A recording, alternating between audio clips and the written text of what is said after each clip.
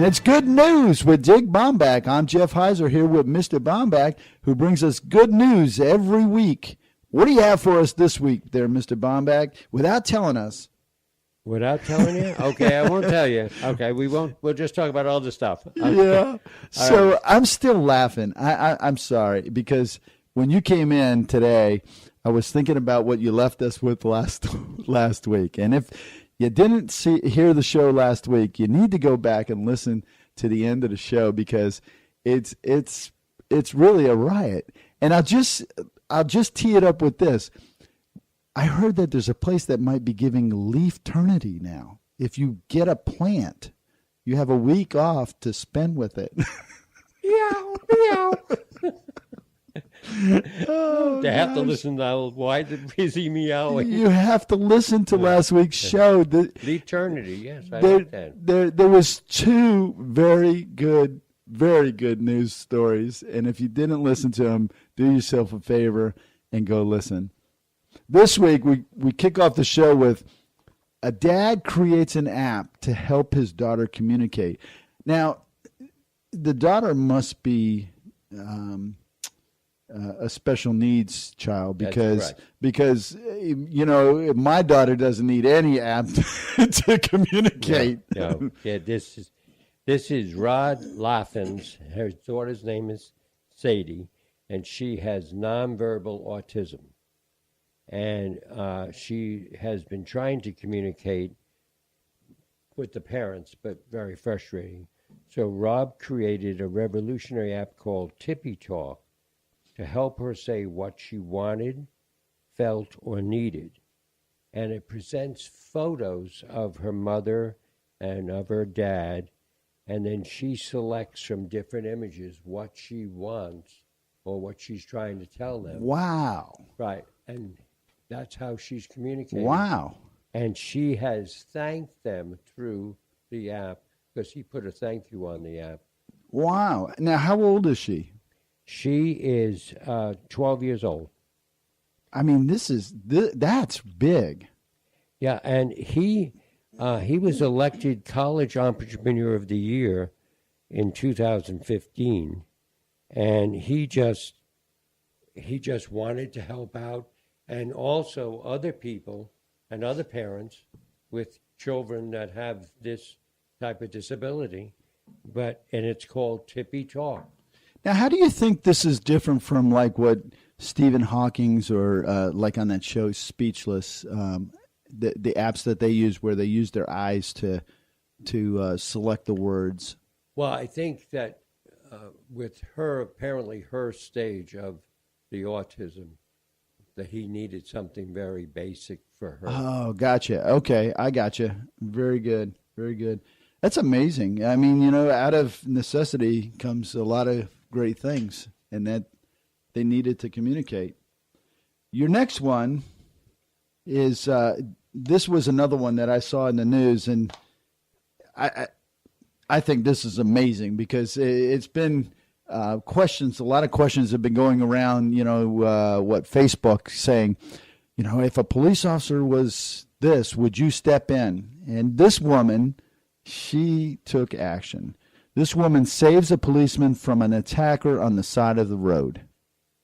Yeah, this is Vicki Williams Tillman, and she is being hailed as a hero by everybody.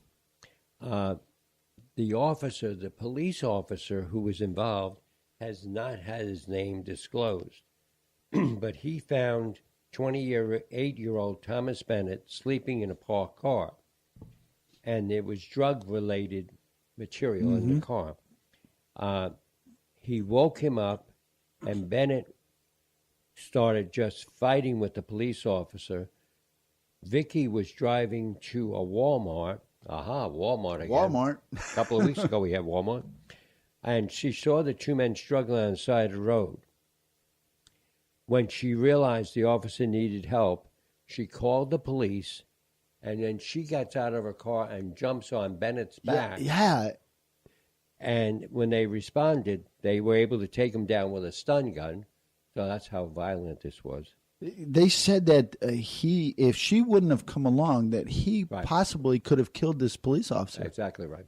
So she really did save his life. Right. There's no Unbelievable. question. Unbelievable.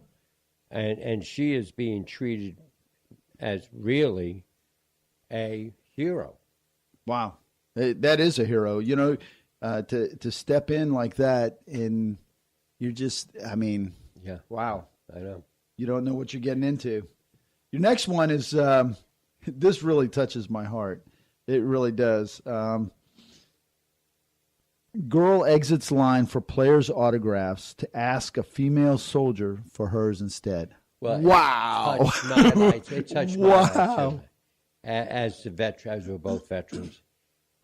This is a little girl named Makenia Woodburn, and she was standing in line outside the Boston Red Sox game. Oh, I would have got out of line too then.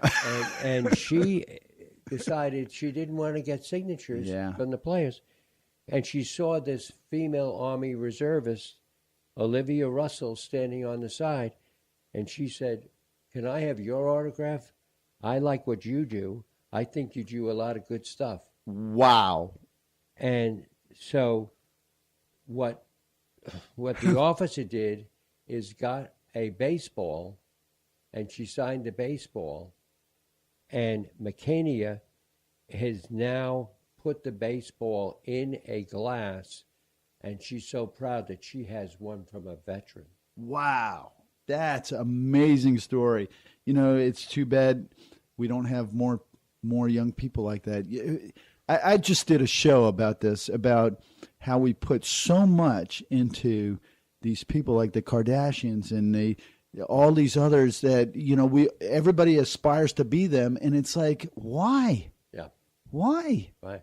And you know, we need to see what happens to this young lady. Oh yeah, definitely. She's a special young lady. Now the next one is another police story, and it's about a cop that goes above and beyond for a stranded student with a busted car. Now, I can tell you, in my younger days, it was for a busted student in a stranded car. It wasn't a stranded student. It was a busted student in a stranded car. Right, reversed, yes. Yeah. Well, this is actually Officer Jason Bourne. He saw a young man, an 18-year-old, with a tire blowout, and he pulled over to help him change the tire, and he didn't have a jack to change the tire. So he began to teach him how to change it.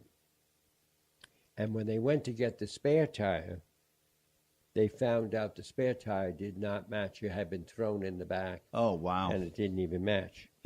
So Bourne and his partner went out on their own and got new tires for the student. And they said, "These are for you. We're going to take care of your new tires for your car." And then the police officer bought this. Police officers Wow. bought this. And then, but he'd still be driving an old car. So what they did is they started a GoFundMe page, and they had a goal of reaching $5,000 to help him get a new car. Wow. And so far, $6,900 has been raised. That would have been good bail money. But that's a good car money. No, that's a real good car money. Yeah. You know, and wow. And again, as we've said so many times with this show, when's the last time you heard this story about a police officer doing something? No, you don't. Positive. Yeah, this is so heartwarming, some of these stories that you bring us, because you just don't hear this in the news. You just don't. And you know, I have to share this with you. I've done something over the last couple months, actually this past month, and people that know me are going to fall off the chair when they hear this. You know, if you were to go to DirecTV would look up my account, and I was like number 100 with them. And I have cut off my DirecTV. Yes, I have cut off my DirecTV, and I have basically pretty much stopped watching the news and anything that's negative right now. And I have to tell you, it's amazing. You don't realize how much this stuff brings you down until you stop watching it, and then you're saying to yourself, "Boy, I don't feel so bad. Right. Things don't seem so bad," and it's because the negativity isn't constantly pounding you. You know, we thought, oh, it's been since 1990 something that we had DirecTV, and that it would be very difficult. And what would we watch, and what would we do, and all this. We've watched all kinds of shows, and we're watching a show right now about our history, about John Adams. Holy smokes, what a show! Yeah. Such a positive show in so many ways. Even though it talked about really negative things, right?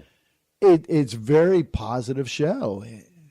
Well, and I think that there are so many like you and me and our families who are over it.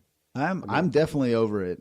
A couple of weeks ago, we were watching the nightly news, and the lightest story that came in at the 23-minute mark was the Oscar goof up. And I'm so glad that we weren't involved in that one. Yeah. But I mean, and the story was about 1 minute and 10 seconds long. Yeah, it's amazing when you look at it. The first story is how bad the president's doing and what his screw ups were. Right. Then it's the terrible storms that are decimating the country, and then it's the world hates us, and all this stuff is happening, and then you get a 30-second piece on Made in America, or how great this is, or it's amazing. Yeah. And you turn that off, things change. Yeah, things really change. And I think that more and more people are saying that. In my family, just about everybody has cut the cable. They have pretty much turned things off. Now, do you still have the big TV boxes? No, I'm kidding. No, no. I was a big satellite dish guy. Had the big 10-foot dish. And I followed DirecTV. DirecTV, was a part of the product that we put on airplanes.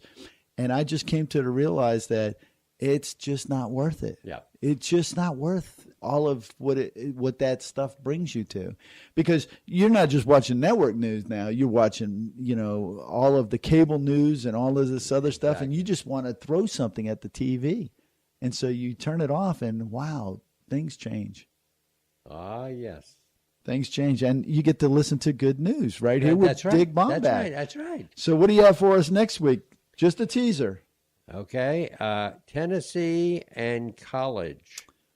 Wow. I can't wait to hear this one. Is it about football, the Tennessee Volunteers and the Gators? Or No. It's even better than that. Wait till you hear that. Well, we'll leave it right there, and have a great week there, Mr. Baumbach. You too, sir, and we'll see you with good news next week.